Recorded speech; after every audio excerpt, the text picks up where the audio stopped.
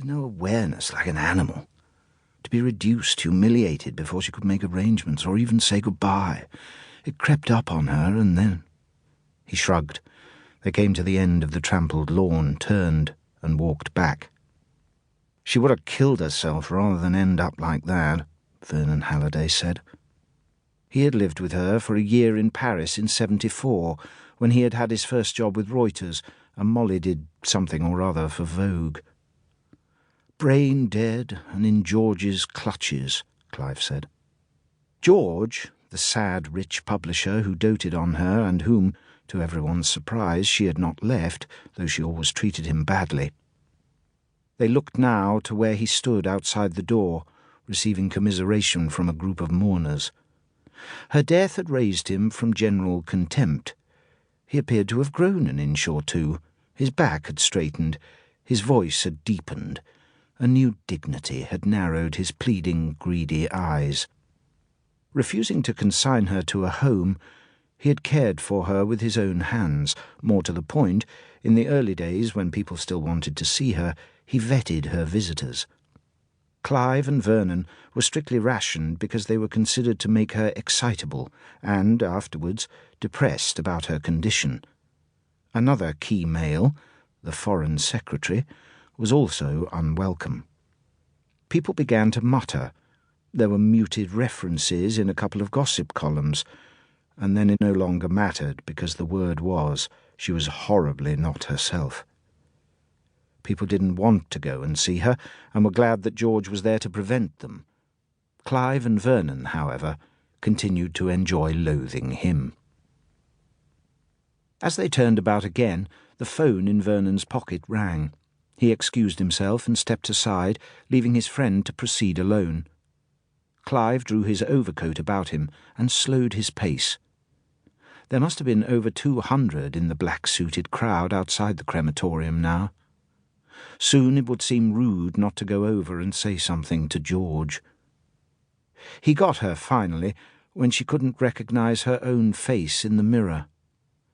He could do nothing about her affairs, but in the end she was entirely his. Clive was losing the sensation in his feet, and as he stamped them the rhythm gave him back the 10-note falling figure. Ritardando, a cor anglais, and rising softly against it, contrapuntally, cellos in mirror image. Her face in it. The end. All he wanted now was the warmth, the silence of his studio, the piano, the unfinished score, and to reach the end. He heard Vernon say in parting, "Fine. Rewrite the stand first and run it on page 4. I'll be there in a couple of hours." And then he said to Clive, "Bloody Israelis, we ought to wander over." "I suppose so." But instead they took another turn about the lawn, for they were there, after all, to bury Molly. With a visible effort of concentration, Vernon resisted the anxieties of his office. "She was a lovely girl. Remember the snooker table?" In 1978, a group of friends rented a large house in Scotland for Christmas. Molly and the man she was going about with at the time, a QC named Brady, staged an Adam and Eve tableau on a disused snooker table, he in his Y-fronts, she in bra and panties, a Q-rest for a snake, and a red ball for an apple.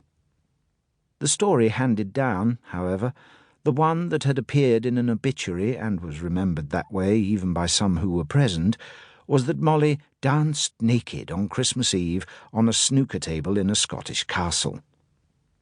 "A lovely girl," Clive repeated. She had looked right at him when she pretended to bite the apple, and smiled raunchily through her chomping, with one hand on a jutting hip, like a music-hall parody of a tart. He thought it was a signal, the way she held his gaze, and sure enough they were back together that April. She moved into the studio in South Kensington and stayed through the summer. This was about the time her restaurant column was taking off, when she went on television to denounce the Michelin Guide as the kitsch of cuisine. It was also the time of his own first break, the orchestral variation.